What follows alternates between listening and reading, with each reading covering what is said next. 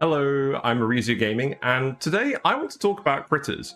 Critters are these little goofballs, in oxygen not included, that your duplicants can ranch and raise to fulfill various processes in your colonies instead of using machines.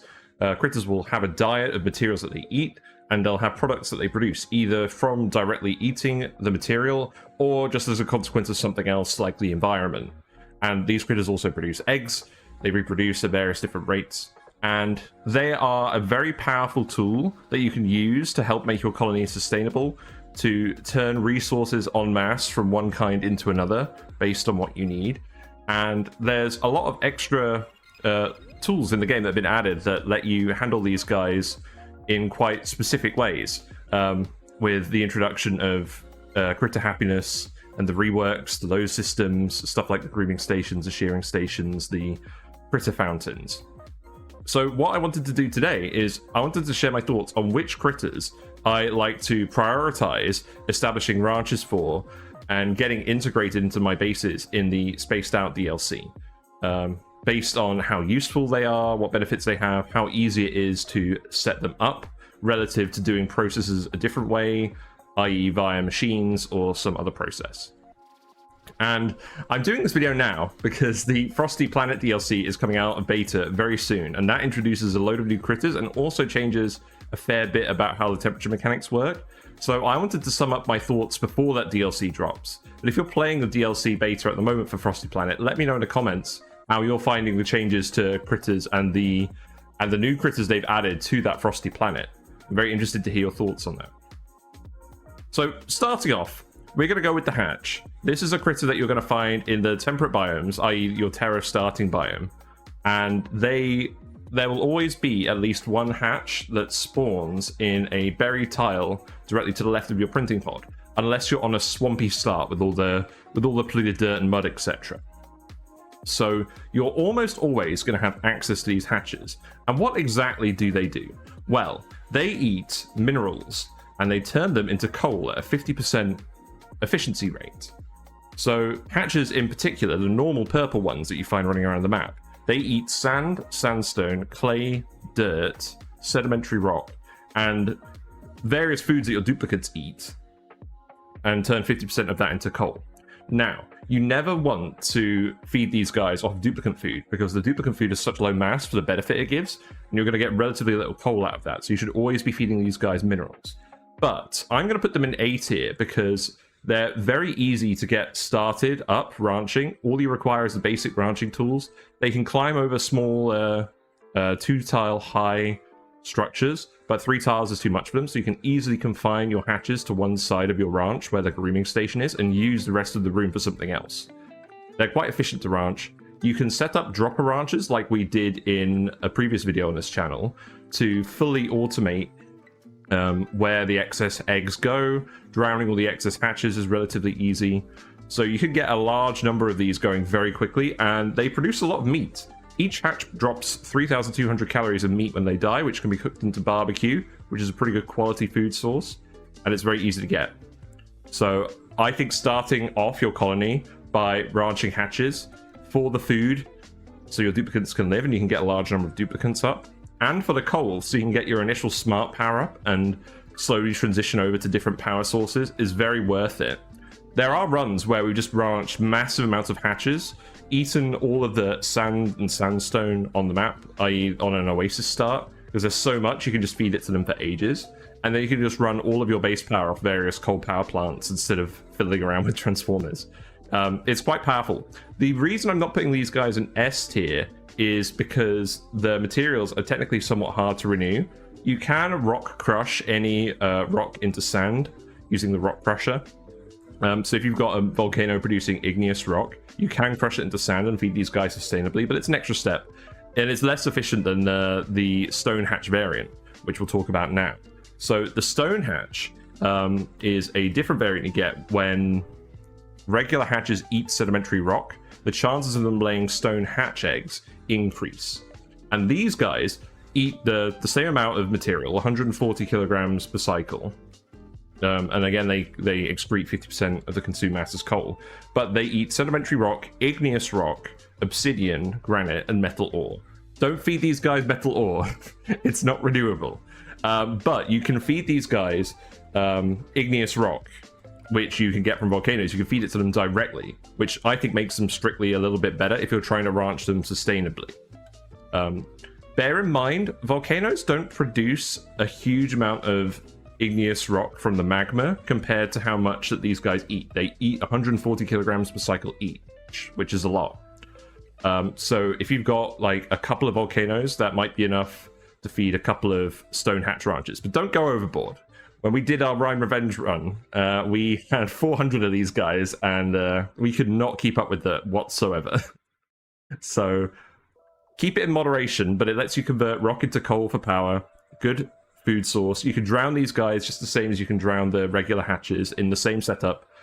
You can use the same dropper setup. You just switch which eggs you're prioritizing from the regular ones to the stone eggs, and it's all good. But one thing to bear in mind is they do have a lot more health. They have 200 hit points. So if you're not drowning them, your duplicants are going to take a lot more damage trying to murder them all with the attack command. So I would highly recommend setting up some way of automatically killing the excess critters you get. Otherwise, you're going to have a bad time. Now, the third hatch variant I want to talk about is the Sage Hatch. This guy is pretty good as well. He's a little bit more niche because the foods that this guy eats are dirt, slime, algae, fertilizer, and polluted dirt. And again, they eat those at 140 kilograms a cycle. But the difference is they excrete 100% of the consumed mass as coal. So they're technically more efficient at producing the coal, but the materials are a bit harder to get. Now, I say they're a bit harder to get, but dirt is a renewable resource through a little squirrely guy that we're going to talk about in a bit. So if you have a lot of pips that are producing a lot of dirt for your colony, you can feed that dirt to a ranch of sage hatches. You're probably not going to be able to sustainably run more than one sage hatch ranch unless you've got absolutely tons of pips producing dirt, or you've got a massive polluted dirt source like ethanol distillers or a massive space mining operation. But these guys do produce the most bang for your buck from that material. But because you need to feed them dirt, I think they're a bit more niche. They do kind of rely on another critter to get going. Generally, I don't lean that hard into them, but I can't deny that they're not a great source of coal. And the good thing about the coal as well is you can export that coal to your other asteroids and have a fairly convenient heat source you can just launch over via payloads, or power source you can launch over via payloads. Coal power is relatively clean in that it produces only a small amount of carbon dioxide, and the heat can be managed via other means. It's not a huge amount of heat per generator. So in terms of a fuel you could ship between planets when you're starting up, getting these guys to eat the dirt from your pips from your forest planet and letting you export that coal to other planets, I think is quite viable. So I'm going to put them in A tier as well, but they're a bit more niche than the other hatch variants, so I think they go below them. Now, the last one I want to talk about is the Smooth Hatch. The Smooth Hatch is not worth using. There is an achievement in-game for getting the Smooth Hatch Ranch, so you could do that. But I'll explain why it's not worth it. So you get the Smooth Hatches by feeding the Stone Hatches metal ore. You don't want to do this in the first place because metal ore is non-renewable apart from meteors. What does the Smooth Hatch do? Well, it eats 100 kilograms per cycle of metal ore, and it excretes 75% of the consumed mass as refined metal. So at first you might be thinking, wow, this is great. I don't have to run a metal refinery to get my refined metals. It's not great. First of all, the efficiency is reduced. So because the metal ore is finite, you are strictly getting less refined metal out of a setup with Smooth Hatches than you are out of your metal refinery. So you're going to end up with less refined metal before you start running into problems, and you're going to have to go hunting for metal volcanoes. Yeah, B, metal volcanoes exist in the game. You can geotune these relatively easily through the use of another critter that we're going to talk about later. So you can get way more refined metal than you possibly can use, to the point where you might start feeding it to other critters, which we'll talk about later. So there is no need to get massive amounts of it from your metal ore. So this is already kind of sus using a critter for a metal refinery in general. Thirdly, you need a metal refinery to produce steel anyways. These guys won't let you produce steel. You need steel to build various heat-resistant things in the game. So overall, there's no point skipping metal refineries and going for these guys instead. And if you do, it's less efficient. So I'm putting these in C tier. It's just bait. They also have 400 health, so if you're not drowning them, they will murder your dupes if you're trying to attack them. So yeah, I wouldn't recommend them. How would I change them to make them better? I've talked about this before. I kind of wish they would just excrete 25% of the consumed mass as coal as well. So they produce a little bit of coal for your efforts, and you're getting 100% of the mass back out. But really, I would just make them excrete like 95% of the consumed mass, like Pufts do. I don't think that's too much to ask. But I'm not going to dwell on this. Just don't dwell on these guys. They're not worth it unless you're going for that very specific achievement in-game. So the next critter that you might stumble across in your temperate biomes is the shine bug. And these guys are pretty good. They produce light, which your duplicants can use to get the lit workspace bonus of 15%. This is very powerful in non-attribute based tasks like bathroom, going to the bathroom, eating dinner, that sort of thing. If you've got a shine bug in the room, they'll do that faster and they'll have more time available for other things. Yes, you can plug in a light and automate it. That takes power, and it does take some refined metal to get set up. So if you're starting on a temperate biome, you can just get these guys in the room, like your Great Hall or your kitchen or your bathroom or whatever, and they'll lay one egg before they die, and they can keep the lights on without you needing the automation or the power. So it's not bad. But why would you ranch them? Well, you would ranch them primarily for the radiation. So these guys produce radiation in Spaced Out, and it's not a lot per shine bug, but they do produce enough that if you stack them all together on one tile, you can run a fair amount of radbot generators off them. And you can also get enough solar power from such a setup that you can actually power the radbot generators. So if you've got a breeder ranch, you can eventually dump all the excess shine bugs in your shine bug reactor and get reliable, renewable radiation that doesn't require uranium. So, or Wheezeworts, which are a fairly finite resource. So I think these guys are pretty good. The downside of this is it takes a lot of shine bugs to produce that much radiation. So they do incur a bit of a lag penalty if you're going that way. But if you don't have Wheezeworts or a significant amount of uranium on your starting asteroid, this is the primary way you would get your radiation. So definitely think they're worth doing.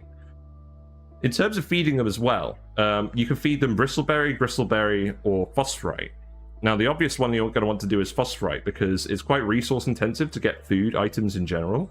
And phosphorite you can just find on the map. And the Dreckos will also produce phosphorite. These guys synergize really well with Dreckos. If you have enough Dreckos just eating plants, you'll have enough phosphorite to run a breeder ranch of these guys, no issue. So, yeah, pretty sustainable to run. You don't get any meat. The eggs are relatively low mass. So when they lay the eggshells, you're not going to get a huge amount of lime out of using them with the rock crusher. The hatches give a relatively large amount of lime. So you are getting some more stuff for making steel with from these guys than from these guys. But these guys breed a lot faster as well. So it's kind of swings and roundabouts. But yeah, you're not really going to get much food unless... What you can do with these guys for food is when you've got your breeder ranch operating, like we talk about in our Shinebug video, and your reactor is full, you can just have the excess eggs go in a room where they get cooked into omelette. Put them in a hot room, they'll state change into very small omelettes. You can't crack individual Shinebug eggs and turn that into omelette because it's not enough raw egg per egg. You'd have to crack like 10 Shinebug eggs to get a single omelette from the grill.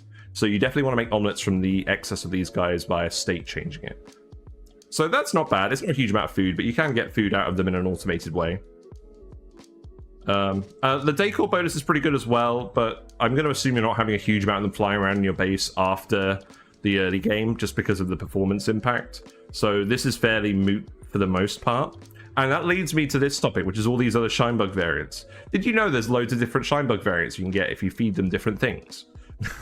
You might not, because it's not really needed for anything. There's no achievement in the game for getting to the end of the chain, but it is something that's quite fun to do. So I'm going to very quickly cover all the different Shinebug variants and why you might want them. So the Sunbug specifically, I think, is the best Shinebug variant, because they actually produce more decor, and the nice orange light, and you use Sunbug eggs for the serum vial that you use to cure zombie spores. Now, whether your duplicants end up getting zombie spores or not is up to you. But you do technically need these guys' eggs to cure it directly, and otherwise the disease lasts for absolutely ages and almost murders your dupe. So it's if you're doing shine bugs, you should have a ranch full of sun bugs anyways. And you get the sun bug by feeding the regular shine bug gristleberry. So it's a little bit more expensive to get them, but once you've got them, you can just feed them the phosphorite and they'll keep producing sun bug eggs. So that's not bad. They do eat 50% more phosphorite than the regular shine bugs, but it's still not bad. But yeah, they have the same light radius as the regular shine bugs. We don't tend to go for them very often. We did go for them once when we were doing the Darkness Not Excluded playthrough. But yeah, if you're having them in your base, these guys are definitely better, and they let you make serum vials, which is important. The other guys, I'm not a big fan of. I'm going to put them in B tier, mostly because they give you the same benefits as the sunbug, but they're fussier and they require more food and more expensive foods. So the next one in line is the royal bug. So you get the royal bug by feeding the sunbug's fried mushroom, which requires slime and all that stuff. They have the exact same benefits, but they eat 1 kilogram per cycle of the phosphorite. So that's a lot more food. Again, it should still be achievable, but it's strictly worse than the sunbug. The coral bug falls into more or less the same trap. You get the coral bug by feeding the royal bug the pepper bread. So that's an even more complicated resource to get. So not really ideal. Then after that, we have the azure bug. Again, same sort of deal. Still eating 1 kilo. The coral bug still eats 1 kilogram per cycle of phosphorite. If you feed it stuffed berry, then you can get the azure bug. So what does the azure bug do? Exactly the same thing. But this time, it also eats refined phosphorus, which you can get through... we do have a machine that makes refined phosphorus, but it's not super easy to get. It still eats the regular phosphorite for now, but you do need to feed it the refined phosphorus to get it to lay the abyss nymph eggs. Now, the abyss bug is slightly different in that it doesn't actually produce any light. It has a very high decor value of plus 80. Yes, it doesn't provide the lights. It doesn't provide the lit workspace bonus. There doesn't really seem like much of a point to having them, to be honest. You could get decor for your base by many other ways that don't require you to go through this whole production chain. So I think I'm actually going to put them in... C tier. They're just bait. They're cool, but they don't do anything. They do live a lot longer than regular shine bugs. They live to 75 cycles of age, but these guys don't eat the phosphorite anymore. They only eat the refined phosphorus or other really expensive foods like barbecue or abyssalite. You can feed them abyssalite, but abyssalite is a non-renewable resource as well.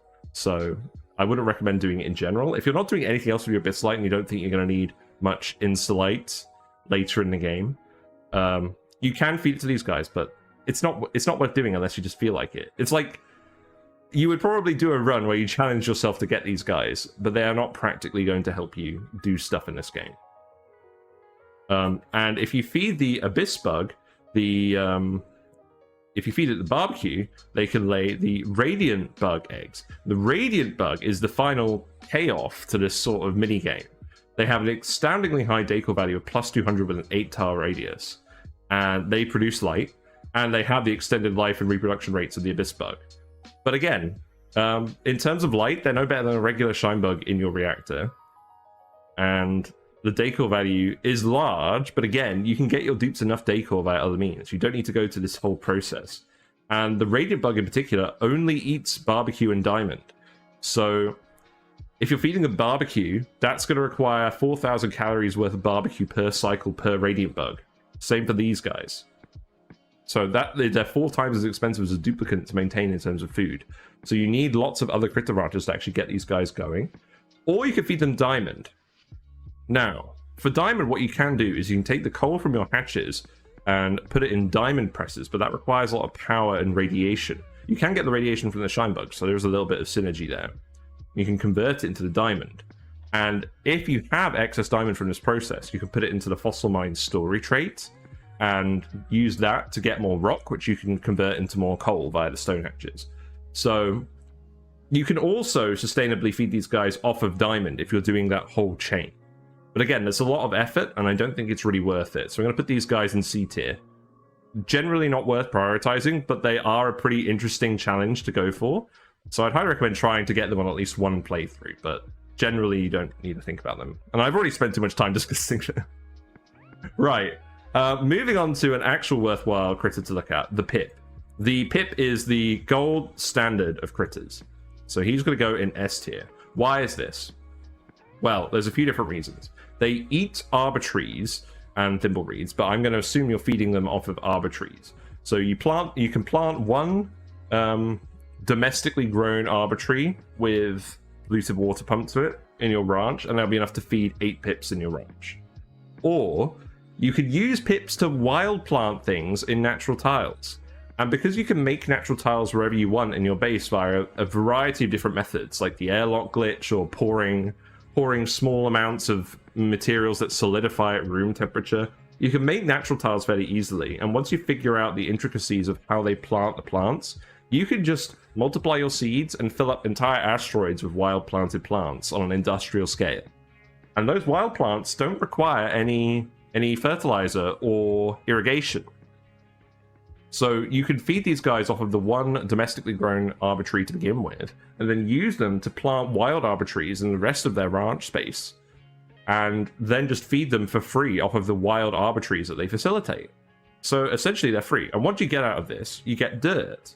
So these guys will allow you to eventually produce dirt out of nothing. And they also produce a little bit of meat. It's not as much as hatches, but it is enough that if you're ranching these guys from the start in forest biomes, where you will start with a little bit of polluted water to go with for trees, and you can get these guys up and running as quickly as you can get hatches up and running, you can very quickly get to a pretty sustainable point in terms of food, in terms of dirt. The more dirt you have, the more mealwoods you have access to as well, and any other plant that requires dirt later on.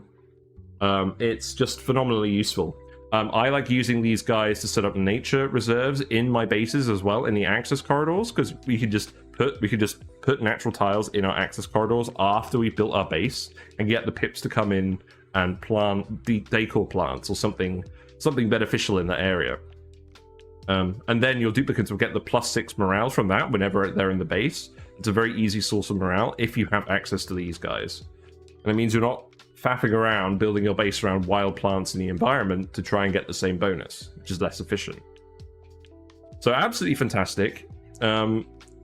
In terms of ranching these guys, you would probably use the drop-offs and pickups and have dupes wrangling them between the ranches. They can crawl all around a room, which is great for when you're trying to get them to plant plants in natural tiles, but less great when you're trying to run a fully automated ranch. There are some designs out there, but I haven't mastered them. So you're probably going to have your dupes wrangling them back and forth between rooms, but you can drown them fairly easily in a drowning chamber or what have you. They don't have a lot of health. They don't really fight back that much. So it's pretty easy to handle excess numbers of them as well. So yeah, overall, I think pips are probably one of the best critters in the game because they let you break the game wide open in terms of resource sustainability just by having a load of free plants. The only caveat is wild planting the plants does take a lot of space. Each wild plant produces a quarter of the material of a domestic plant, and you've got to space them out because of how the pips like to plant things. So if you're playing on the spaced out and you're on the moonlets, you might not have a huge amount of space available for wild planting. But if you're on the classic asteroid, you can just absolutely go to town on this and get a stupid amount of free resources this way. And the dirt is very handy as well, and they let your dupes survive off the meat in the early game if needed. We've done this. So absolutely highly recommended. Cuddle Pips are a new variant that was introduced as well. I think they're a bit more niche than the regular pips, but they still have the benefit of being able to wild plants on natural tiles, so it's still astounding for that. In terms of producing the resources, they eat slightly more of the trees and produce slightly less dirt. They're about half as efficient as a regular pip in terms of dirt production, which is not ideal. But they do produce a lot more decor in a large radius, and they will actually cuddle your pips. They will actually cuddle your duplicants and your eggs. So when a duplicant gets cuddled by a cuddle pip twice per cycle, they'll get a 5% stress reduction. And you can just have these guys. You can have your excess cuddle pips from your ranch, just drop them in bedrooms and have them cuddle your pips before they go to sleep. It's very cute, and it's effectively at that point a permanent stress reduction. So that's pretty good. And the other thing So these guys can also cuddle incubators and increase the egg incubation rate, which can be handy if you're trying to rapidly multiply your initial starting critter population. Now, you get the Cuddle Pip by feeding the regular Pip thimble reeds. That's how you increase the likelihood for Cuddle Pip eggs. So you will need to go into a marsh biome and find a thimble reed, probably, to get one of these guys initially. But once you've got them, you can multiply them up with arbitraries pretty quickly. Even if you're just feeding them off of arbitraries, they'll produce enough eggs that you can have a sustainable ranch of Cuddle Pips. So you can use them to hug eggs in incubators, and that will stack with the incubator's lullaby buff from the duplicate. So you can have unpowered incubators where they're just getting hugged by the Cuddle Pips and you're getting a large boost to the incubation rate. Or you can combine it with the duplicates hugging them to get it going really fast, but using a bit more power and requiring a bit more automation to make sure the incubator isn't wasting power. We talk more about that in some other videos. The final thing about Cuddle Pips is normally critters take up a certain amount of space in a ranch, or if you have more critters and their space requirements allow, they start to get cramped and they won't lay eggs as much. So hatches require 12 tiles of space each, so you can have 8 of them in a 96 tile ranch, which is the maximum size. Shinebugs I don't think require as much space. Maybe they do. Hold on, let me just double check. I can't remember off the top of my head. We talk about it in the Shinebug video. It's not usually relevant because they reproduce so quickly. The Pips take up 12 tiles of space each, so you can have 8 of them in a ranch. But the Cuddle Pip only requires 4 tiles of space each, so you can fit 24 Cuddle Pips in a single ranch of the same size. So although they're less efficient on resources per Pip, if you're limited on space, you can fit more Cuddle Pips per ranch than your regular Pips. And that can be quite useful. It also means you can put these guys in rooms with other eggs, such as incubator rooms, and they'll still feel like laying eggs.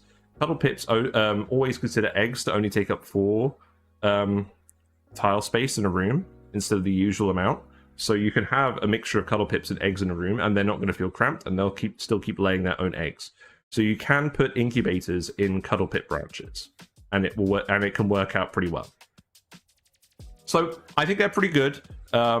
Pips are better if you're just going for the raw dirt, but Cuddle Pips still have a lot of the benefits and can help your duplicates feel less stressed and can help you multiply your critters up. We've used both in the Arboreal Airheads run, and we've mostly used this guy in the recent run, Far-Flung Friends. But they're absolutely fantastic, and they let you do things you otherwise straight up can't do in the game. So top tier critters in my opinion. So speaking of top tier critters, we've got the Dreckos. So these guys are fantastic for some slightly different reasons.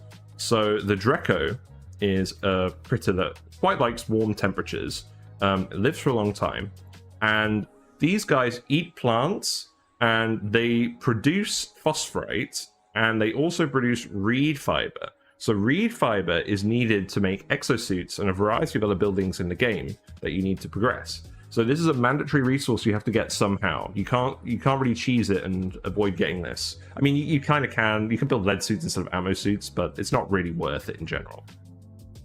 And these guys are one of the best ways of getting them because you can feed them off of plants you can fairly easily grow. You can feed them. You can feed them off of mealwood if you've got them in a cold ranch, cold enough for the mealwoods. If you have just dirt, just to get them started. This isn't ideal, but it can work. You can feed them off of pinch of peppers as well. Because the Dreckos like the hotter climate, if you feed the pinch of peppers have to be above 35 degrees C to grow anyways. And what you can do with these guys is you can feed the pinch of peppers hot polluted water, i.e. from the output of a metal refinery or from some other cooling process in your base, and the pinch of peppers will delete the hot water as they grow. So you can keep the Dreckos happy, and you can run stuff that produces hot polluted water and keep that happy. So that's an interesting synergy they've got. But you can also feed Dreckos balm lilies, and balm lilies are a plant that grow in a chlorine atmosphere and don't actually require any fertilizer or irrigation. So you can feed these guys for free. And they produce a lot of meat when they die as well. It takes a while for them to die, so it's a little bit less than what you get generally with hatches, but it's still a fairly substantial amount of meat. To get the reed fiber, when the Drecko comes out of the egg and stops being a youngster, you could shear it immediately for the 2 reed fiber and then murder it for the meat. Or if it's in a hydrogen atmosphere, if it's crawling around in a hydrogen atmosphere, the reed fiber will regrow. So what you could do is you can have your ranch be, half of it can be hydrogen on the ceiling where they're crawling around because hydrogen rises, and half of it can be other gas that you require for your plants, i.e. oxygen if it's mealwood. You can just have the whole ranch be hydrogen and have it liquid locked if it's pincher peppers, because they don't mind that. The bottom half can be chlorine if you're doing balm lilies and having it be completely resource free. There are a few different ways of handling these guys. We did do a video on how to ranch these guys with the pincher pepper plant / metal refinery build, just to get a lot of processes started in the early game. To be honest, enabling you to delete the hot polluted water from a metal refinery is very nice. So it's a nice side effect, and I tend to do this, but late game when you're trying to get lots of these guys for massive amounts of reed fiber, balm lily ranching is definitely the way to go, because it doesn't require the input resources. So yeah, they're great. And they have a variant as well, the Glossy Drecko. This guy prefers slightly cooler climates, so like sort of room temperature-ish, and they produce plastic scales instead of reed fiber. Now, you can get plastic via other means, like the polymer press, but I generally find on certain maps you might struggle to get to an oil biome without getting your duplicants scolded, or it might just be really far away, much further away than a jungle biome. And I often find it's quicker to actually breed the Glossy Dreckos, breed the regular Dreckos, get them to the point where they're producing a Glossy Drecko egg. They produce the Glossy Drecko eggs from eating the mealwood. Let's see. Yes. When the regular Drecko eats mealwood, they produce the Glossy Drecko eggs. So that's why you'd primarily want to do that, even though it's slightly annoying given the temperature ranges. But even if you feed them off the other plants, they will eventually produce a Glossy Drecko egg. Or you can use the Critter Fluxomatic story trait to get this a bit ahead of schedule, if needed. And then once you've got the Glossy Drecko egg, you can just multiply them up with mealwood pretty easily. So these guys eat mealwood or bristle blossom. Generally, I go with mealwood for these guys. If you have a large amount of water, you can do the bristle blossoms. But I prefer the mealwoods just because you can get the dirt fairly easily from the pips as well. It's a pretty direct synergy with that. Getting the extra water could be a bit more tricky, but it's perfectly viable. So these guys produce the phosphorite as well. They don't produce as much phosphorite. But yeah, they produce plastic. You can use this to build all sorts of buildings in the game. You need plastic for stuff like steam turbines, very important resource. Plastic tiles and ladders help the duplicants move around your base faster as well. And then also there's the whole transit tube stuff. So plastic is very useful, and getting early access to it with Glossy Dreckos can be very useful as well. And these guys still give you the meat. They still give you the phosphorite that you could use to look after your plants or possibly your shine bugs. So overall, they're a fantastic critter that fills lots of different roles in your colony, and lets you progress from the early game to the mid game quicker than you might do otherwise. Because if you don't have Dreckos for reed fiber, you need thimble reeds, and you might not have enough polluted water for them. You might want to pip plant the thimble reeds. It can get more complicated. And again, with plastic, you need to go through the whole oil production train in Spaced Out, or the base game in Spaced Out. So very useful for skipping annoying parts of the game, and they stay useful later on because you want the phosphorite. You turn this phosphorite into refined phosphorus as well, and you can use it to geotune metal volcanoes, and that gives you large amounts of refined metal that you need to build all the rest of your stuff. And these guys are your main source of phosphorite once you run out of it on the map. So all of these reasons combine to make Dreckos another pretty indispensable critter for most runs as soon as you have access to them. So next we're going to talk about Pacus. Pacus, I'm obviously a bit biased. I'm a bit of a fish enthusiast, believe it or not. Pacus are pretty fun. The diet is not why you ranch them or why you set them up. They're fish, they swim around in water, they eat algae and seeds, and they produce polluted dirt at 50% of the consumed mass. You're not doing it so that they produce the polluted dirt. You're doing it because they breed very quickly, and they produce Pacu fillets, which you can turn into cooked seafood at the grill, and then you can combine that with barbecue to get surf and turf, which is a very high quality food that is relatively easy to get because it only requires barbecue and cooked seafood, which you get from these guys. So pretty effective way of getting higher quality food. You can find these guys in the swampy biomes in the polluted water pits. They lay eggs a lot, so it's quite easy to go and grab an egg and just put it in your body of water where you want to breed your Pacus and get them going. They have changed Pacus. They used to be very strong because you could dump all of your excess Pacus in a single tile of water and they would still lay one egg before they starved to death. So your Pacu population, if you had just a single breeder, you could have it start going exponential just off of all of the tame Pacus you're dropping in the water because they each lay an egg themselves. It's not exponential. It's like a geometric progression off of one Pacu breeder. Now they've changed it so they don't do that, but you can still get large amounts of Pacus pretty easily. I'm going to put them above the shine bugs, I think, in Gen 8. Because you're probably only using these guys if you don't have access to Wheezewards, but they're very useful if you don't have access to Wheezewards late game. Whereas these guys are pretty much always useful because they're producing that food that lets you diversify your food source, get your food quality better. The eggs as well, they lay them frequently, and the eggs have high mass, so you get a lot of lime out of these eggs. If you have enough Pacu breeding, that could be your primary source of lime for your steel production, which is very important. These guys do give a small decor benefit as well, but that's not really that important. They live between 0 and 60 degrees C. They can live in any liquid. You could have these guys in oil. It doesn't matter. It doesn't have to be water. So they're not fussy when it comes to the liquid. Don't apply this logic to real fish. Or if you do, don't tell me. But yeah, they give you large amounts of eggs. They give you relatively large amounts of food. The ranching setup is a bit more complicated for them. I will do a video on that at some point, but I'm still playing around with the best ways of doing it. But what I would say as well is with the new water fort building that you can put in your Pacu breeding rooms, you can get these guys producing, each breeder ranch can produce a lot of eggs now. You can have 3 Pacu in a 16 tile space, all eating a relatively small amount of algae or seeds. You can get your seeds reliably and renewably from your farms. So you're not going to run out of seeds if you have a sufficiently skilled farming dupe that's producing a lot of seeds per harvest.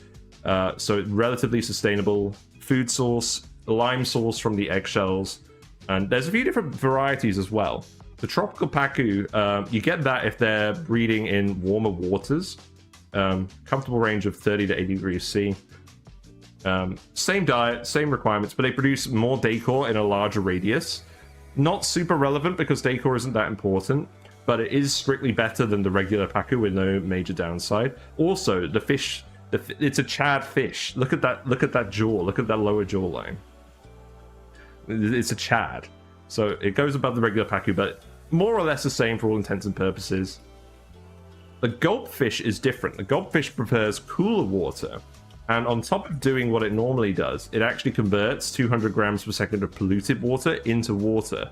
So this gives you access to water filtration without actually needing filtration medium like sand.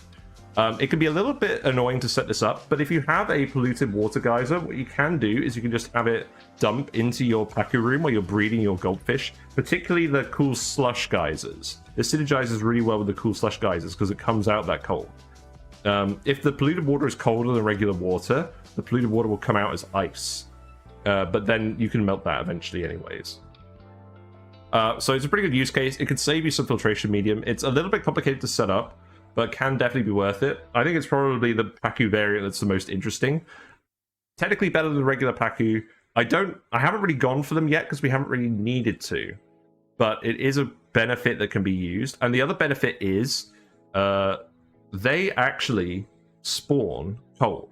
And because they weigh 200 kilograms each, you have enough Gulp Fry or Gulp Fish breeder tanks, and you're producing a high enough throughput of eggs and baby fish, you can actually get a pretty substantial active cooling effect off of all these fish being spawned, because they start cold, and they have high mass. So it's not as usable as it was in the past, because you could just breed them infinitely on the one tile and get stupid amounts of Gulp Fish coming through on a regular basis, but you can still use it for your base cooling. It's if you have a lot of these guys breeding for your primary food source, it's enough cooling to actually handle a lot of stuff in your regular base. So definitely think about it. Let me know in the comments if you've done stuff involving this Gulp Fish cooling. I played around with it on sandbox mode quite a lot. So yeah, fish are good. I like it. So the next critter I want to talk about is the Puft. Now, the Puft is a pretty interesting critter in that it consumes polluted oxygen, 50 kilograms per cycle, and it excretes it as slime and 95% of the consumed mass. Now, this is your way of getting renewable slime, and the main purpose of renewable slime is renewable mushrooms. The slime doesn't come out with slime lung, it's just nice and clean, so you don't have to really worry about that. Mushrooms are good for food related stuff. You need them for the juicer building as well, and this is the way you can ranch them reliably once you've run out of all the slime that's on the map. The map doesn't spawn with a huge amount of slime generally, because each tile has a relatively small mass. You do get slime meteors now, which you can harvest. So the need for Pufts for reliable slime is slightly less. So I'm going to put it in B tier overall. I don't generally prioritize these guys too much. What you can do to get all of the polluted oxygen to feed them with is have a big pool of polluted water, spread it out really wide, so there's as many tiles off-gassing from the top as possible, and that will convert the polluted water into polluted oxygen at a fairly quick rate. But you're probably going to struggle to ranch multiple ranches off of an approach like that. These guys consume a lot of polluted oxygen each. They also take up 16 tiles of ranch space each, so you only want 6 Pufts per ranch.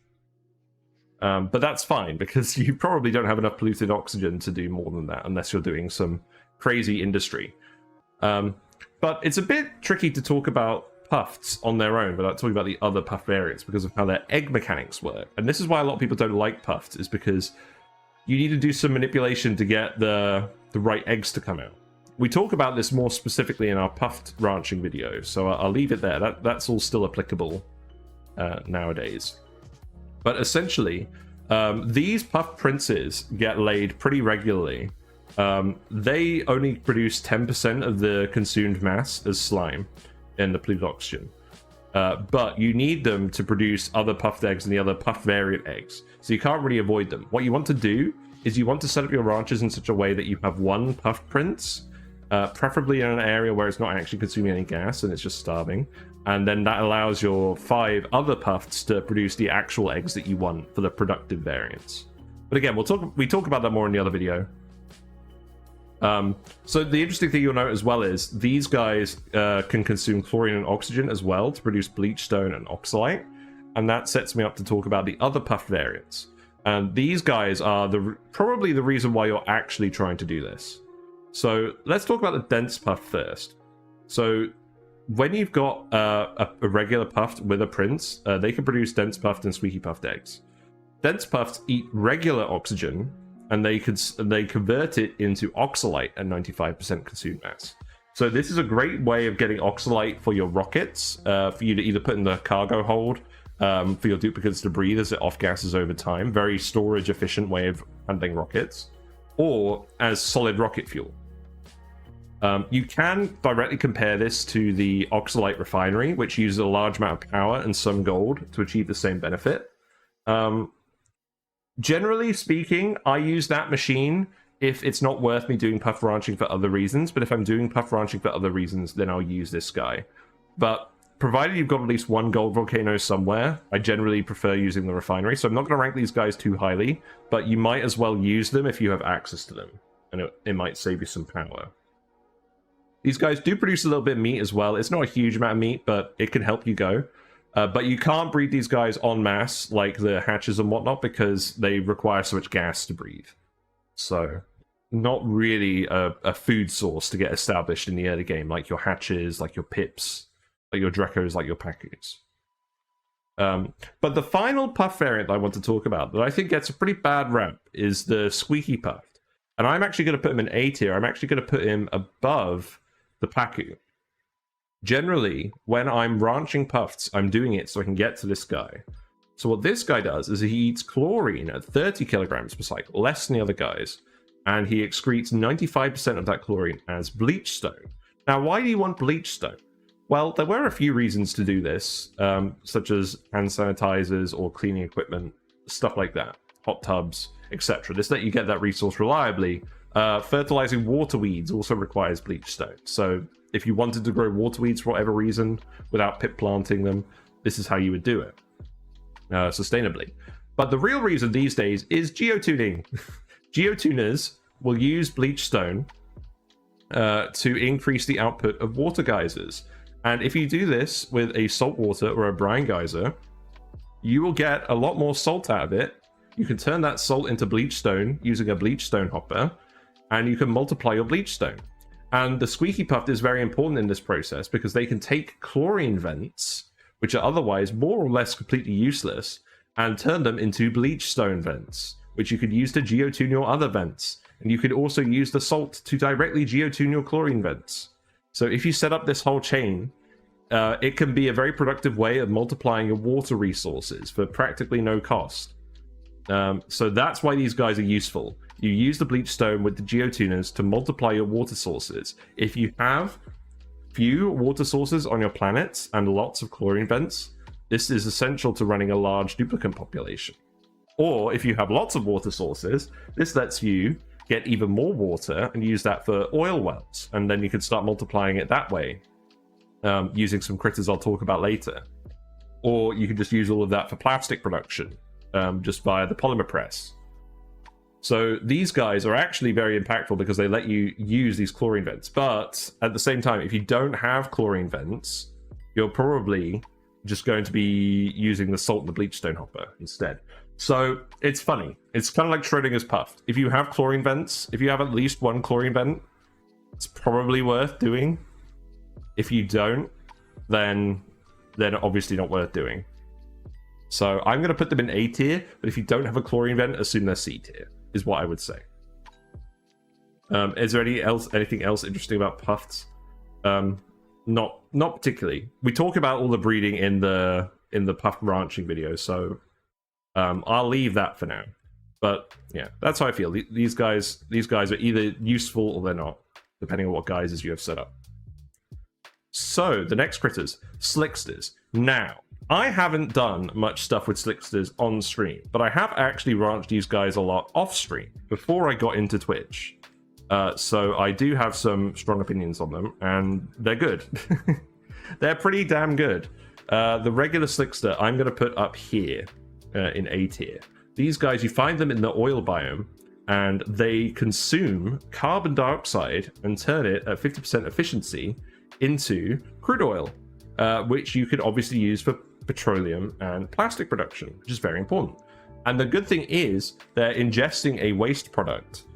I know lots of people who like to pump their carbon dioxide out into space because they don't want it taking up so much space, or they run carbon skimmers and use power and pollute water and thus use filtration medium usually to delete the carbon dioxide. So these guys take something that's more or less useless and turn it into a very useful byproduct.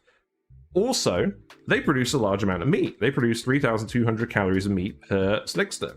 So you can ranch these guys for food pretty well. If you have petroleum generators, which you can run off of the excretion of these guys to recycle it and get more efficiency, you can get large amounts of carbon dioxide. You can get this from ethanol distillers as well and various other industrial processes. So actually getting large numbers of these guys can be fairly easy when you scale it all up. So they're very useful. And the reason I'm not putting it in S tier is because there's a much more useful variant called the Molten Slickster. So regular Slicksters have a comfortable range of 50 to 140 C, and generally you want to keep them above 60 degrees C so they're producing more Slickster eggs. So you do need to heat the CO2, or you need to heat the air in general. They do come out hot, and the CO2 is a pretty bad conductor of heat. But generally you want to feed them hot CO2, heat it up some way, or use a hot carbon dioxide vent for this. That's a pretty good use of those carbon dioxide vents, is to ranch these Slickster guys. But yes, the Molten Slickster I think is strictly better because instead of producing the crude oil, it produces the petroleum at 50% consumed mass. This means you don't have to use an oil refinery and remove half of the crude oil mass to get the petroleum, and you don't have to set up a petroleum boiler. You just get the petroleum out of your waste product. Turning a waste product into a refined material is absolutely fantastic. And these guys have a comfortable range of 90 to 250 degrees C. So generally you want to keep them around sort of 100 degrees C.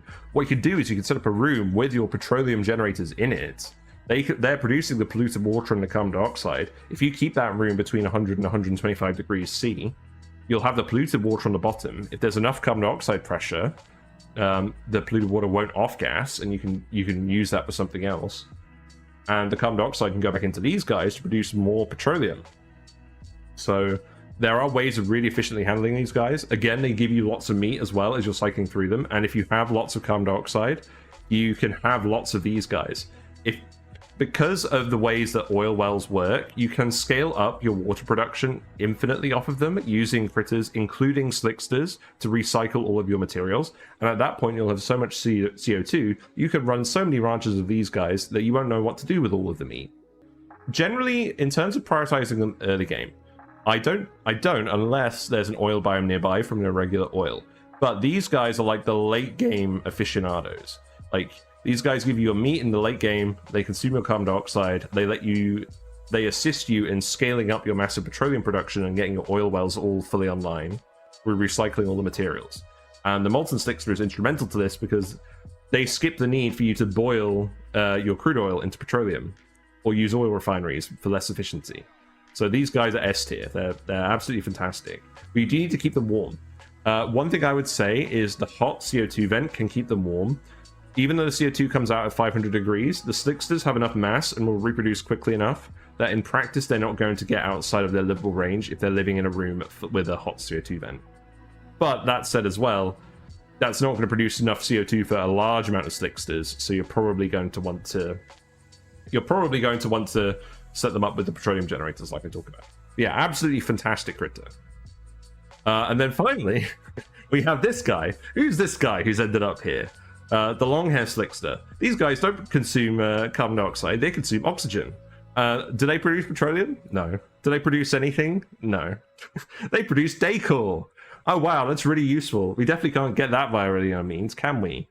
Some people like Longhair Slicksters because if they're running their electrolyzers, they don't have a lot of dupes, they're producing a lot of excess oxygen. These guys can eat the excess oxygen, but you can just dump it into space as well. I don't really see the point in them. They are obviously a massive flex. If you have your colony full of Longhair Slicksters instead of duplicates, you're living the high life. But yes, you do not. These are more or less strictly a punishment for trying to breed your Slicksters at too cold temperatures, because when the Slickster is below 60 degrees C, it will produce Longhair eggs instead, which are more or less useless. So generally, I just egg crack all the Longhair eggs we get, and that's why you want to keep these guys warm. But it is a massive flex, so that's quite fun. And again, the Slicksters require 12 squares of space per Slickster, so you have 8 per ranch, and that applies to all of these guys. That also applies to Dreckos as well. I didn't say that, I don't think. But yeah, moving on. So, now we're getting into some of the nitty-gritty. I'm going to talk about shove bowls first. So, shove bowls are pretty interesting. I'm going to put them at the bottom of A tier. They produce a lot of meat. Each shove bowl drops 16,000 calories of meat when they die. But their diet is extremely high amounts of regolith, dirt, or iron ore. You never want to feed them the dirt or the iron ore. This is too much resource for it to ever be worth it. The metal ore is non-renewable as well. So you definitely don't want to feed them iron ore ever.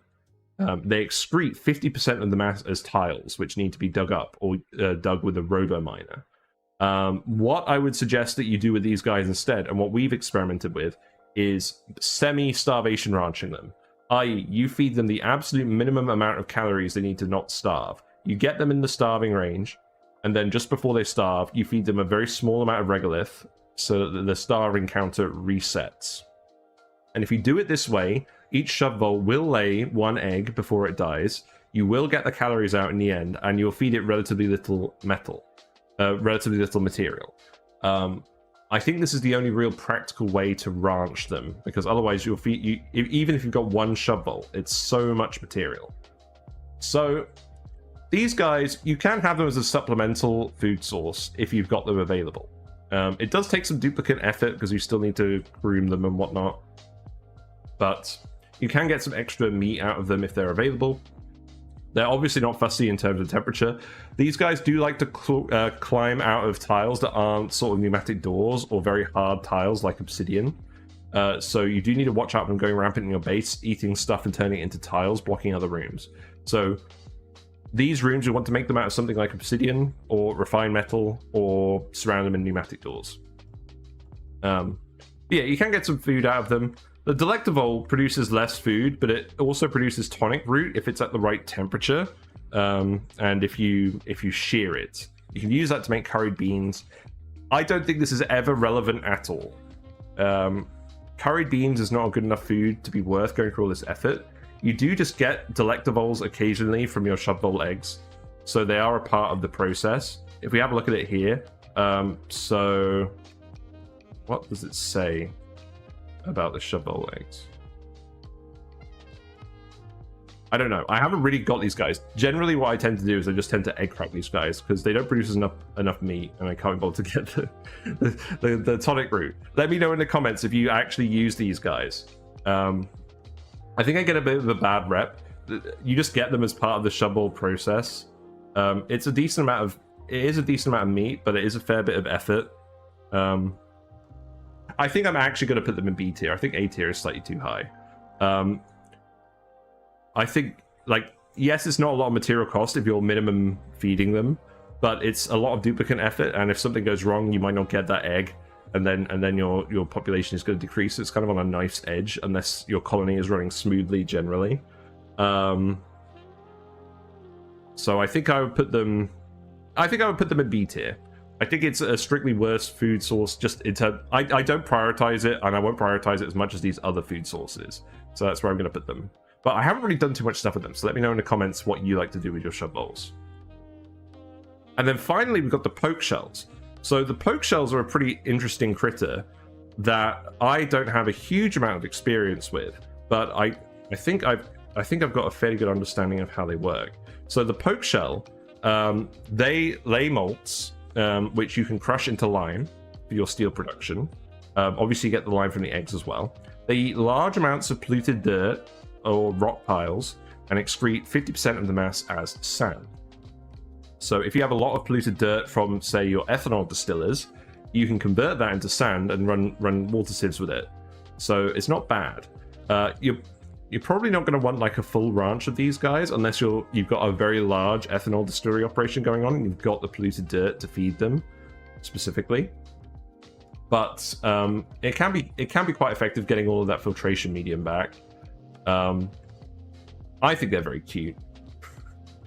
I think generally I prioritize Pacu over Pokeshells for lime. Pokeshells get angry in the room when there's an egg in the room with them. I'm going to assume that you're automatically taking the eggs out of the room, but if you're not and you're encountering them on the map, they can gang up on your dupes and deal damage and incapacitate them. Whenever you're ranching these guys, you need to set up the ranch in such a way that the eggs are getting removed so the Pokeshells aren't getting angry.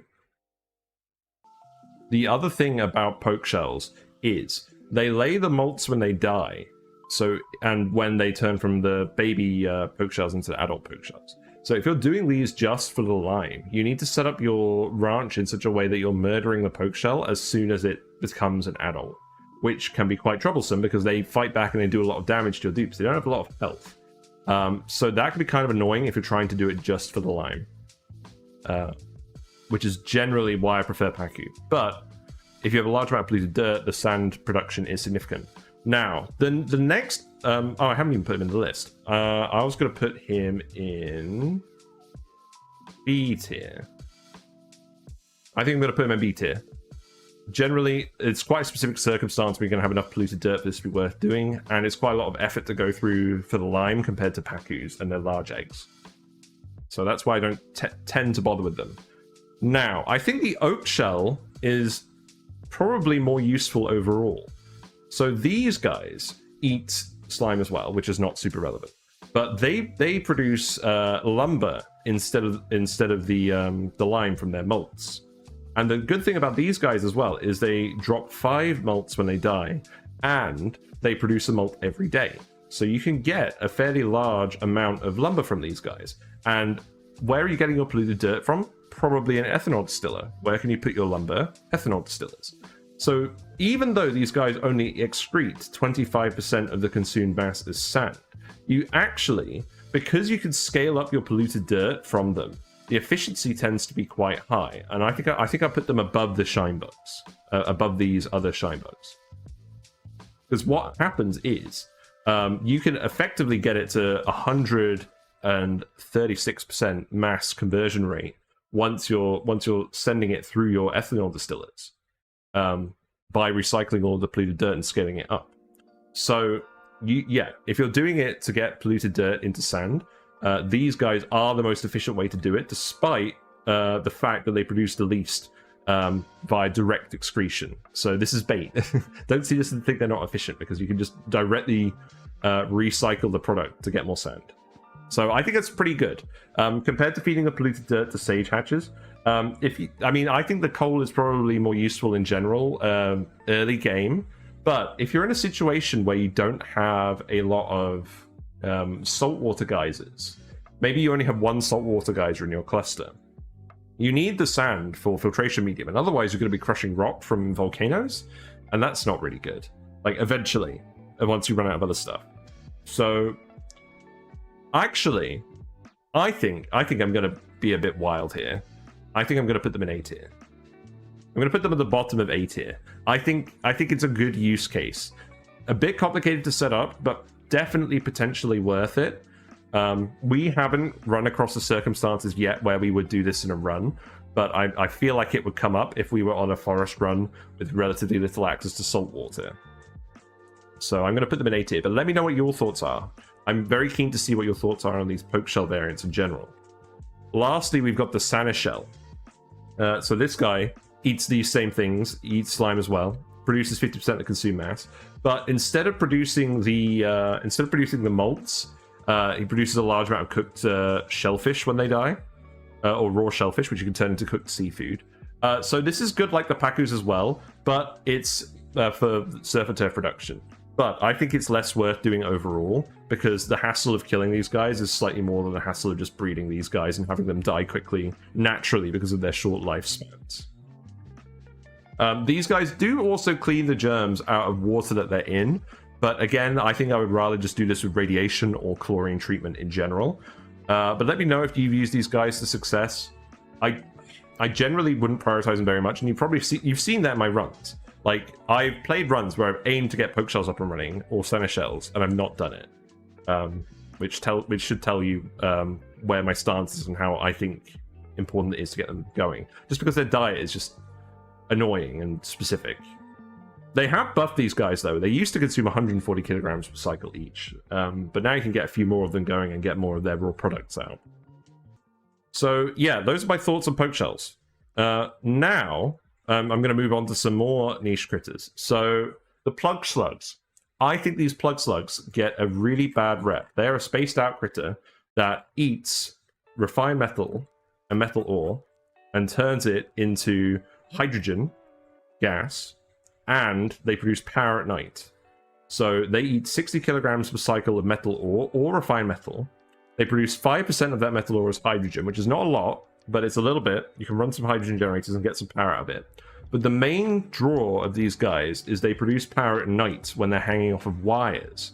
If they're hungry, they produce less power. If they're tame, they produce more power. When they're fully fed, they produce 1.6 kilowatts each per plug slug for the 3 nighttime schedule blocks. So you need a lot of batteries to store all this power, but it can be very worth it. Now, the reason I think these plug slugs are really chronically slept on, and I'm actually going to put them right in A tier.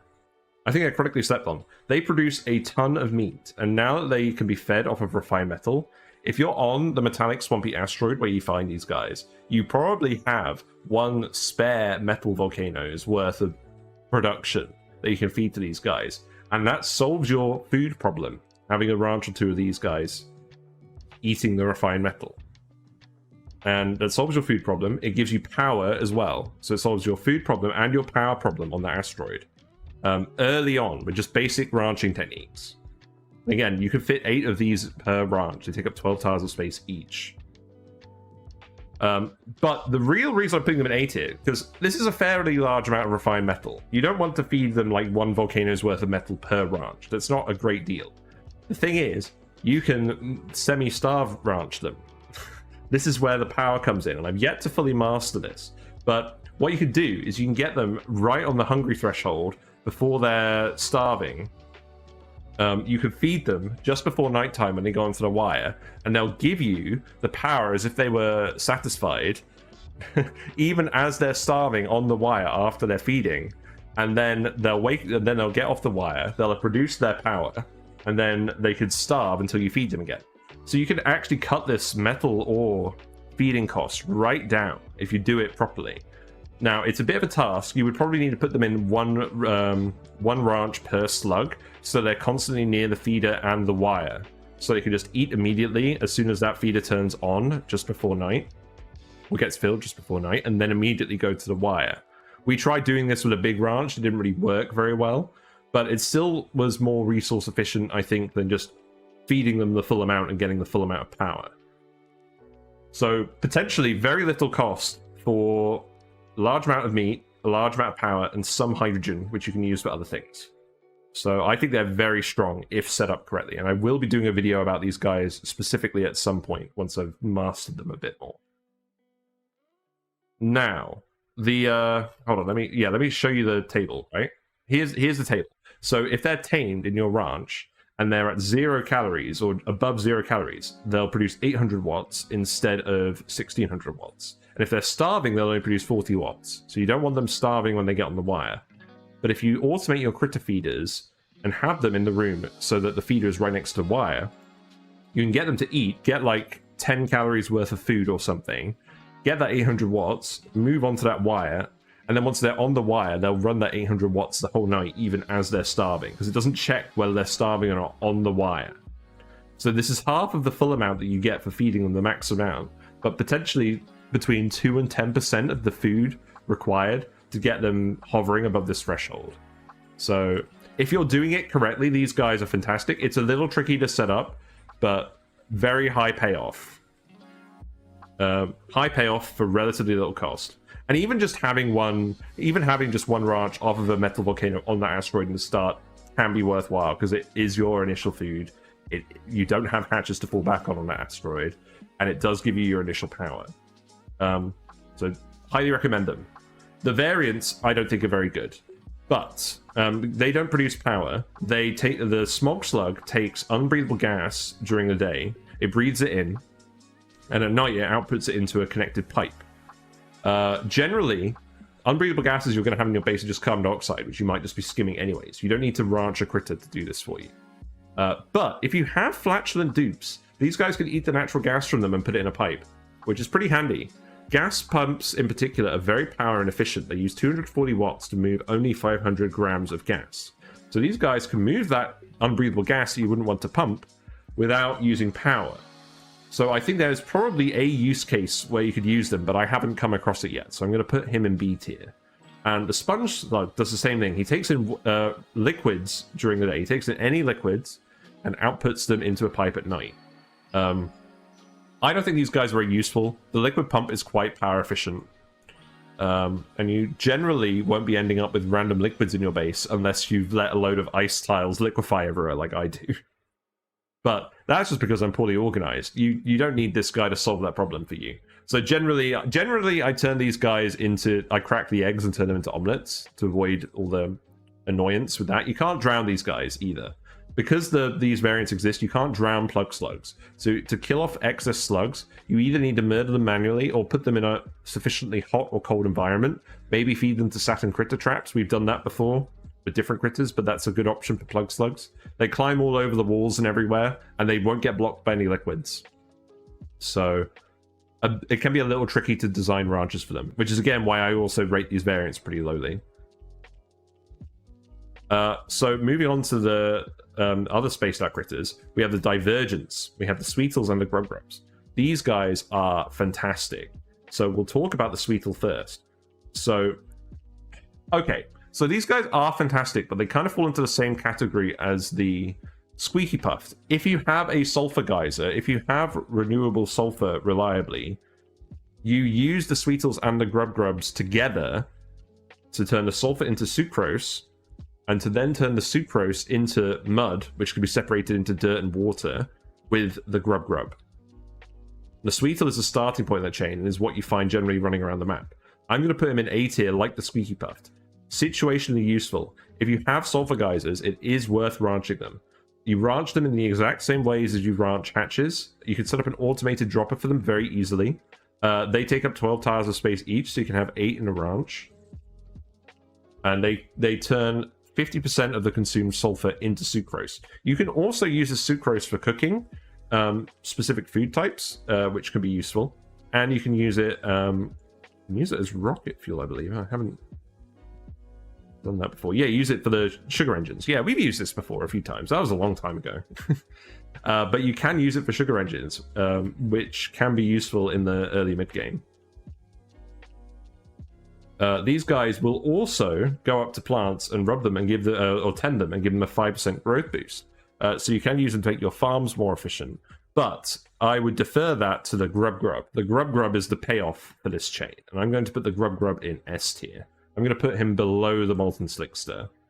But the Grubgrub, they consume 30 kilograms recycled sucrose and turn 100% of that into mud, which is itself 40% dirt and 60% water.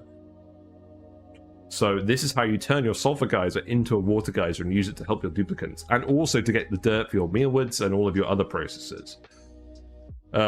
These guys also drop a lot of meat. The Sweetles don't drop a huge amount of meat. They drop 1,600 calories each, about half that of the hatches. The Grubgrubs drop 4,800 calories of meat, so that's a relatively large amount. And what you do is you ranch them together so that the Grubgrubs are eating all of the sucrose that the Sweetles produce. You never feed these guys sulfur because they only produce 10% of the consumed mass of sulfur as mud, which is not efficient at all.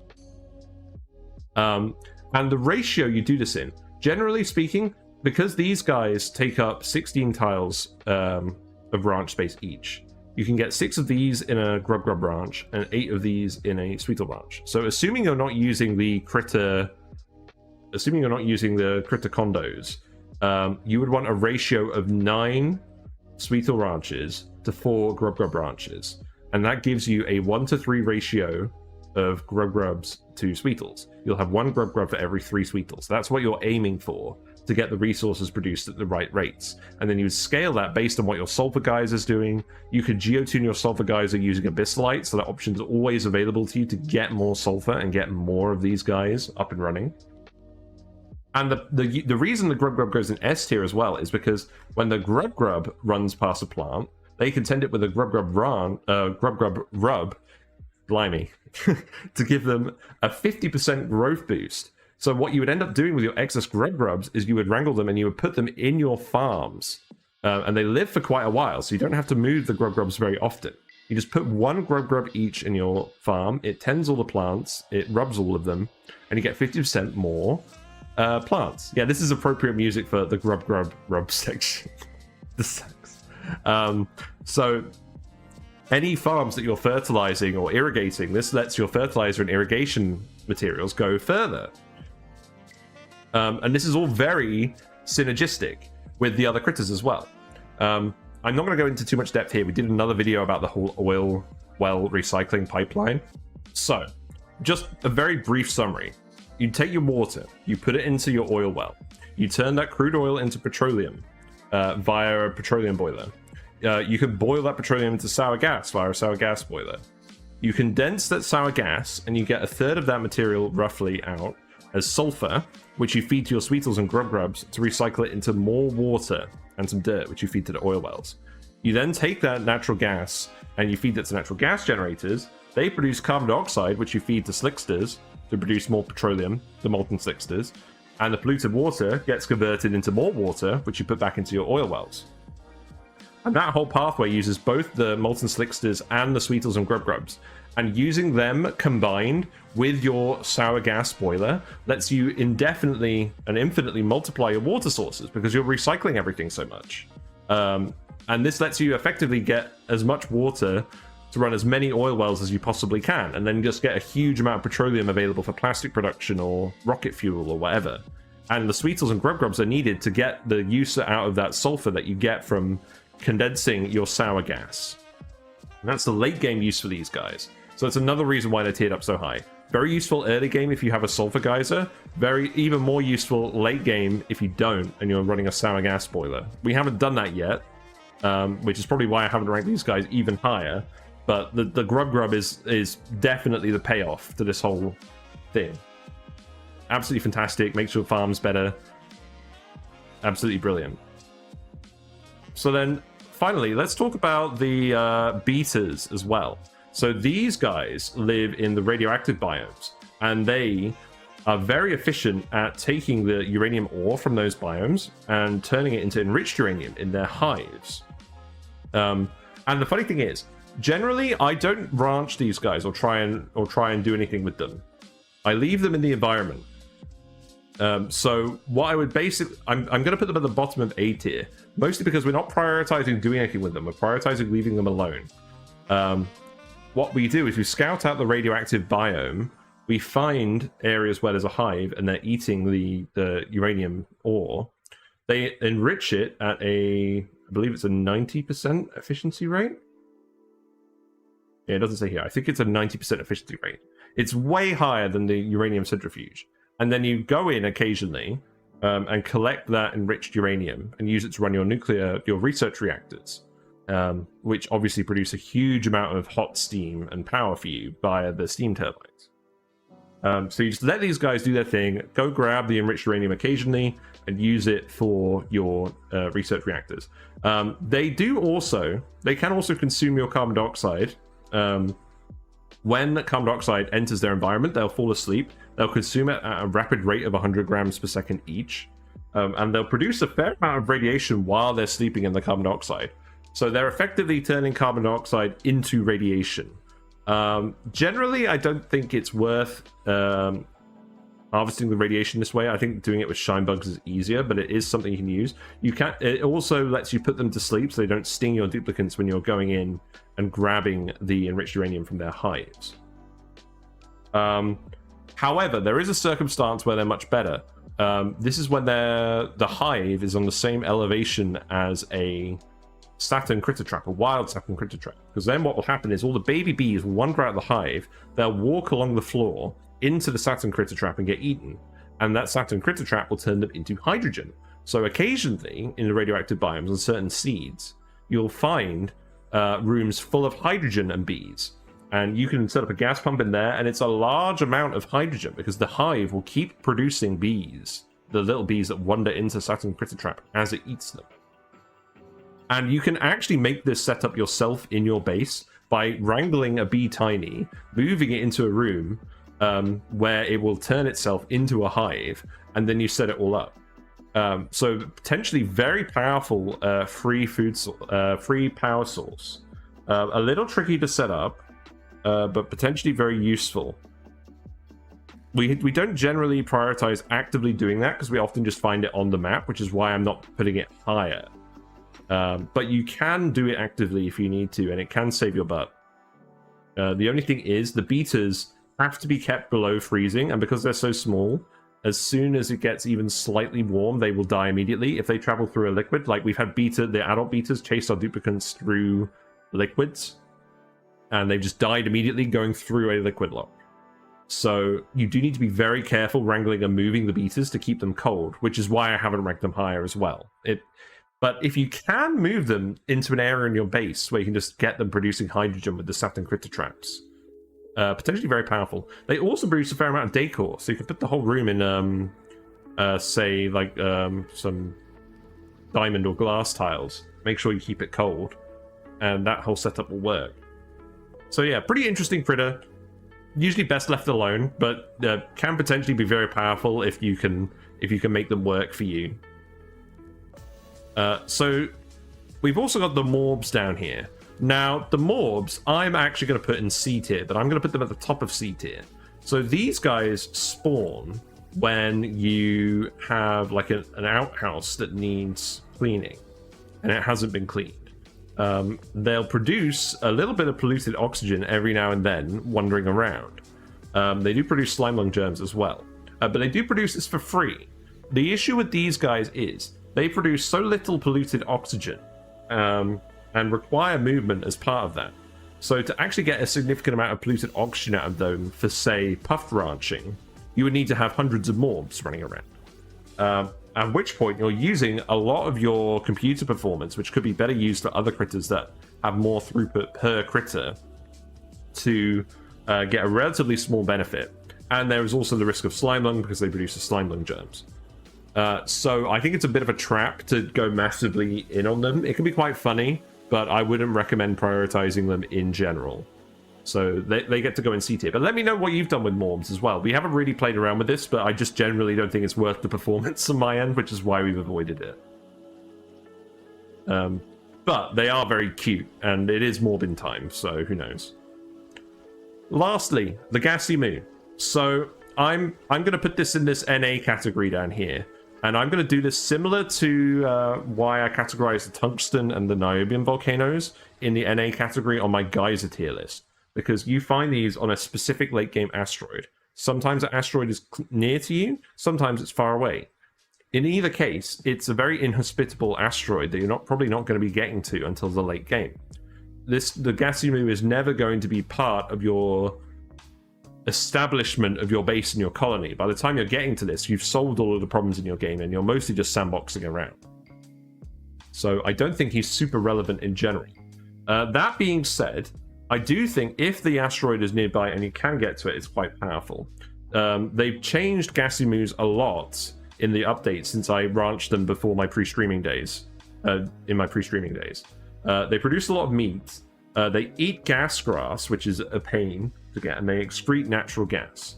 But this isn't the main reason you're doing this. The main reason that you're ranching Gassy Moos is for the brackine. You can milk them for brackine. Brackine is a liquid that you get from either these guys or the plant pulverizer that you use for a few different processes.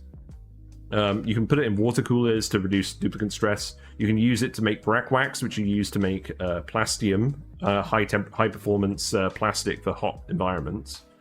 But the main reason for getting brackine is because you can use it with critter fountains, which give your critters a temporary +5 happiness bonus every cycle. So what the critter fountain does, which we have used with the plant pulverizer a little bit, is it lets you fit more critters in your ranches. Say with the pips that take up 12 space each, and you can have 8 per ranch. With a functioning critter fountain, you can have 13 per ranch. Similar to how the water fort and the critter combo give +1 happiness, which lets you have 1 extra critter in that ranch. So if you have the brackine available, you can make your ranches more space efficient. But the actual benefit is you can use critter fountain to directly supplant the need to groom critters because the bonus is so high. This lets you actually fully automate critter ranching without involving any duplicates, which means you can have critters get ranched with the critter fountains and be happy enough to produce eggs without your duplicates ever being involved. They can just set everything up with the brackine supply being imported in from wherever and leave the asteroid and have your critters there, which I think is quite powerful.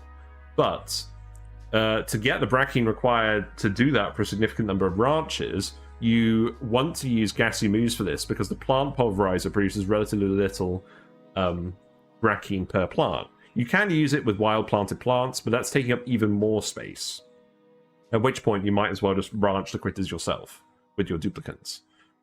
So I think that Gassy Moo is potentially very powerful. I haven't gotten to it yet in my Spaced Out playthrough since the update, so I don't really feel comfortable tiering it anywhere. And it's a late game option that you're never going to have immediate access to. So I'm going to put it in NA tier. But let me know what your thoughts are on these guys. But yeah, that's pretty much my thoughts on all of the critters in the game and how I prioritize setting them up and establishing their branches and using them to get our colony more productive. Pips and Cuddle Pips, I think, are the best critters. Letting you wild plants is extraordinarily powerful. Means you can very easily set up sustainable colonies, provided you have enough space to plant the plants to get your resource loop going.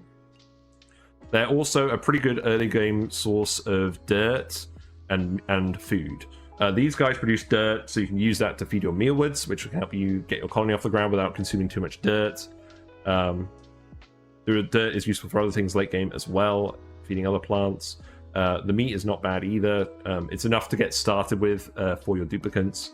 And the Cuddle Pips benefits for incubators, helping you multiply your initial critter population is great. And being able to fit them in smaller spaces and have them still lay eggs is very useful. You can use these guys to reduce your duplicant stress a little bit, which is very nice as well. Highly recommend using these guys. Basically, anytime you have access to Arbor Acorns, get them going and they'll work hard for you and they'll make your life a lot easier. Dreckos are in a similar sort of vein. Dreckos solve the reed fiber problem. Glossy Dreckos solve the plastic problem.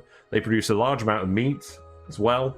It's relatively easy to set up ranches for them that work for you as well. You can use a Drecko ranch to consume hot polluted water with the pinch of peppers to get your metal refinery up and running immediately. The Glossy Dreckos obviously produce the plastic, which means you can skip the oil path and get the steam turbines before you discover oil, which can be very useful in some circumstances.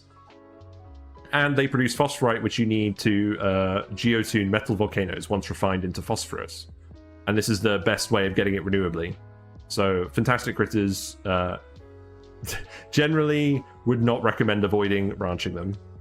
Molten Slicksters are fantastic because they turn a waste product, carbon dioxide, into a refined material, petroleum, that has all sorts of uses as rocket fuel, plastic production, so on and so forth, high conduction liquid, high temperature coolant for certain applications. And you're turning a waste product into that, and these guys give you a good amount of meat as well. So if you have lots of carbon dioxide available, you can feed these guys, get your petroleum up and running, and they, along with the Grubgrub, are instrumental for recycling your water from your oil wells so that you have more water available in general. Grubgrubs are absolutely fantastic because they tend your plants, make your farms 50% more efficient. They are also essential for turning sulfur from sulfur geysers into dirt and water. Feed it to Sweetles first. Feed the sucrose from the Sweetles to the Grubgrubs, and you'll get your dirt and water out of them, either through a sludge press or through boiling it in a steam room, boiling the mud. They also produce a large amount of meat, and yeah, they're just fantastic. Hatches are generally pretty good, very easy to get them running early game in the vast majority of circumstances to solve your food and power problems. The coal is very useful and can be transported by rockets to other planets that need power, which is very convenient. Feeding the regular hatches can be a bit of a pain late game, but some maps start with enough rock, sandstone, and sand that you're not going to have any actual practical trouble feeding them for long periods of time. Stone hatches can be fed renewably off of magma volcanoes once tamed, so they are the long-term solution to your coal production. Late game, you're using that coal to produce diamond as well for your drill cones, or for other applications, so definitely worth getting these guys online. Generally, I transition the regular hatch ranches to stone hatch ranches as the games progress. That's what I like to do. Sage hatches are also very useful. They give you more coal for your buck if you're feeding them dirt. If you have a lot of pips, which you probably should have if you have access to them, then you probably have enough dirt to feed these guys to get some extra coal and get some extra power going. Don't ranch too many of these guys, but one ranch with like 8 pip branches or something will give you some extra power to work with if you don't need all that dirt for anything else. Regular Slicksters are obviously good, but they're more or less directly superseded by the Molten Slicksters. You should definitely prioritize finding these guys in the oil biomes early on and getting them transitioned to Molten Slicksters by heating up their ranches. Either by metal volcanoes or metal refineries or whatever other heat source you have access to, direct that heat into your Slickster ranches, get your Molten Slicksters, and this is an essential part of that pathway, so that's why he's an A tier.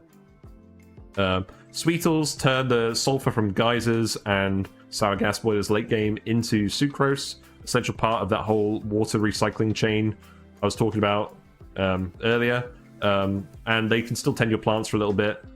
Pretty useful overall. And again, these guys behave just like hatches. They're very easy to ranch and set up a fully automated ranch for. So yeah, highly recommended.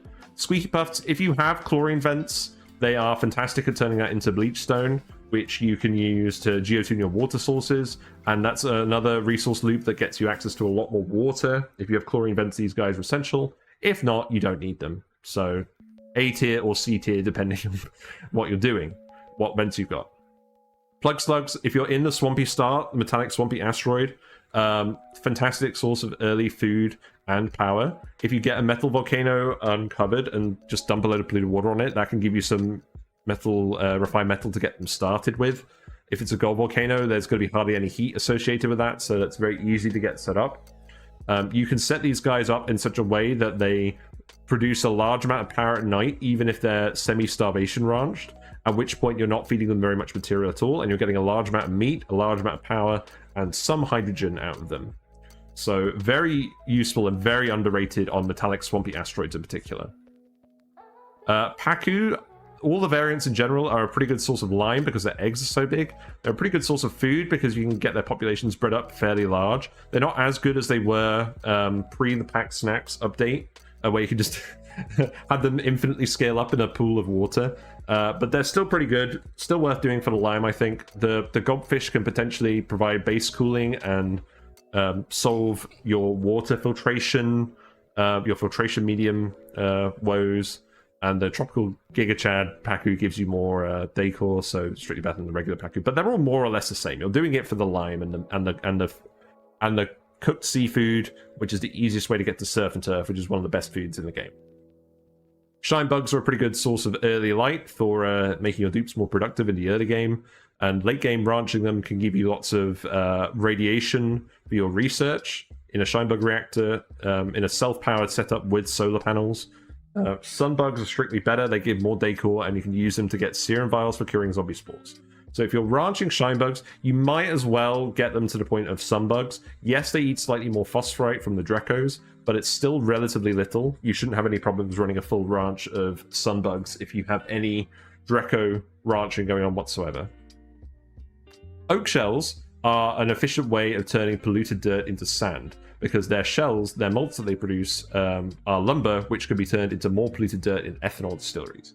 So despite what the game says about them excreting less polluted dirt as sand, they are the best way of turning polluted dirt into sand in the game. So they're the payoff to the whole Pokeshell harassment in general. Beeters, if you find them in the wild, they are your main source of enriched uranium for your research reactors. Just leave them alone and they'll do it for you. If you need to go in, just dump some carbon dioxide in the room and put them to sleep so you don't get stung. Alternatively, you can set them up near Saturn critter traps in a cold room, and the beeters will wander out of the hive into the critter trap and generate a large amount of hydrogen, which gives you free power. But you do need to keep the room cold, and you do need to transport the Beeta in a cold environment into such a setup, which can be tricky. So that's why I put them in A tier. I think there's probably a substantial argument for putting them higher, but I put them lower because I generally just like to leave them alone, and oftentimes that pays off because I just get to harvest them in the wild for the more or less the full throughput of what I'm looking for. Moving on to B tier, the shove bowls, they can be a good source of food if you semi-starvation ranch them. It's a bit more finicky and annoying than setting up just a hatch ranches or something in general. Your early game food sources, but they do, if you do semi-starvation ranch them, they don't consume that much material, so you can do it in cases where, say, you don't have the rock to feed hatches, or you don't have the algae or seeds to feed Pacu, or the metal to feed plug slugs. But generally, I think you're not really going to come across that circumstance too often. And the fact they can break out their ranches and cause havoc in your base is also kind of annoying. So generally, I wouldn't prioritize these guys unless it was a very specific circumstance, but they do give you a large payoff for relatively little cost. It's just the convenience is just very annoying, especially with the Delecta Voles as well. Like, don't bother with curry beans. Pufts let you get reliable renewable slime from polluted oxygen, from polluted water off-gassing. So if you're growing up to mushrooms, you can go for those. Not a particularly great food source, but if you're trying to go for Squeaky Pufts, you do need to do your Puft ranching. So he's in B tier. Dense Puft, similar sort of vein. If you're doing Puft ranching, you're probably getting these guys, and you can use them to produce oxalite for your rockets in particular. But you can use a machine for that if you have power and a gold volcano, or just any reasonable quantity of gold amalgam on the map. So generally, I don't... These guys aren't super important, but they're a byproduct of getting to Squeaky Puft, so I put them in B tier as well. And you might as well use them because you've got them. Don't bother going down the Shinebug chain unless you really feel like it. These guys give you the same benefits as the regular Sunbug, but they just require more food, and they do have different colors. It's not really worth it. Puft Princes, you need them to produce the right puffed eggs because of how they work. It's quite annoying, and you want as few of them as possible because they don't produce that much solid mass from the gases they consume. We do technically need them, so they're here. Pokeshells, again, they're sort of in a similar vein. You kind of need them to get to Oakshells, which I think is the actual payoff that you're looking for. They do give you a little bit of lime, but to ranch these guys so that you're getting a good amount of lime off of them compared to Pacu, you have to kill them as soon as they become adults, and that can be quite annoying. So that's why I put them in B tier. Same for the Sanishells. I don't think the germ cleaning is that useful in general when you can just clean it with radiation or chlorine. And the payoff of cooked seafood, again, the Pacus just do it better. I think the Pacus just more or less directly outclass the Pokeshells. I don't think they're worth the effort compared to these guys, which is sad because they're very cute. The Smog Slug, generally not worth it, I don't think, but there are circumstances where you might want to use them to get, say, natural gas out of your bases, or chlorine possibly, if you're not being very disciplined with your bleach stone. So if you're running a load of farters, these guys can get the natural gas from your farters to your power plants in a power efficient way, but generally pretty niche. Then we have the C category, which is pretty much traps that you shouldn't fall into. Morbs do produce polluted oxygen for free, but they produce so little of it in such specific circumstances that it's not worth the performance impact. You need hundreds of them to really do anything. Smooth hatches consume metal ore and produce refined metal. You don't need critters to do this. They do it inefficiently, and you need a metal refinery anyways. So unless you're going for the specific achievement, you do not need smooth hatches under any circumstances. The abyss bugs don't produce light. You kind of want the light from the shine bugs for your duplicate errands anyways. Yes, they produce a lot of decor, but you can get decor via other means, and these guys eat a lot of food, and it's annoying to get that food, so I don't think they're worth getting. Radiant bugs, again, they eat a lot of food. It's if you're feeding off of barbecue, it's 4,000 calories per cycle of barbecue.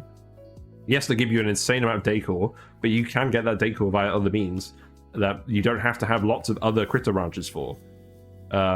It's an interesting challenge to try and get to them, but generally not worth pursuing. There are better payoffs that require less resources. Longhair Slicksters are pretty much a joke. They're the penalty for not ranching regular Slicksters in hot environments. They are cute and they are quite funny, but you don't want these for decor, because if you've got that oxygen, you just want more duplicates for using that. Or just, I don't know, just dump the oxygen into space. Don't bother with these guys. And then we got the Sponge Slug. I just don't see a use case for these. If you've got liquids regularly dumping in a location, just use a liquid pump. They're pretty power efficient. You don't need to have these guys running around to do that. If you're ranching plug slugs, you could put them in the rooms, but I wouldn't want to rely on them compared to a liquid pump. So that's why I put them in C tier. And lastly, Gassy Moos. You generally encounter them much later than the other critters. They are the best efficient source of brackine in the game, which you can use to make it so you don't have to actually groom your critters with duplicates. So potentially powerful payoff late game for setting up fully automated critter ranches that don't require grooming, but I put it in NA because you get access to it relatively late, and it's never going to be part of your early game strategy. So yeah, that's my thoughts on critters in general in this game. Let me know in the comments how you feel about this. This is obviously my subjective list of my experiences with different critters. Some of them I have more experience with than others, but this is how I feel. I like to prioritize getting them online. They're all very cute. This Oakshell Not Included is a very cute game in general. I greatly appreciate that. But if you like what you've seen in this tier list, and you want to see more Oakshell Not Included content like this, especially for the new Frosty Planet DLC, which is coming out of beta very soon, like this video and subscribe to the channel, and you'll get more of this sort of content. We do Twitch streams as well. We play on Mondays, Tuesdays, Oakshell Not Included. At the moment, we're doing some short-term challenges like achievement runs and stuff while we're waiting for the beta to come out, or while we're waiting for the DLC to come out beta. We also play other games like Dyson Sphere Program, Subnautica, Oceancraft, things like that. And yeah, thanks for tuning in, and I'll see you soon. Take it away, Whiskers. Whiskers sends thanks to the following Twitch subscribers and YouTube members: 999999999, Grey Area, Kujia Jizia, Sinister Plank, Static Icarus, Sweet Danger Kitty, The Bat Guy, The Max Not Binary, and Uglavisk.